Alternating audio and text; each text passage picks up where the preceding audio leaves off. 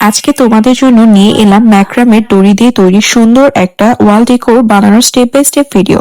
যারা আগের ম্যাক্রামের ওয়াল ডেকোর গুলো পছন্দ করেছিলে তাদের জন্য এই ডিটেলস টিউটোরিয়াল।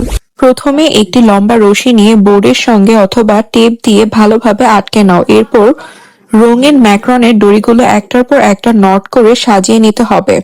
সবগুলো দড়ি নট করা হয়ে গেলে এবার নাও একটা বক্রমের বা শক্ত কাপড়ের টুকরা।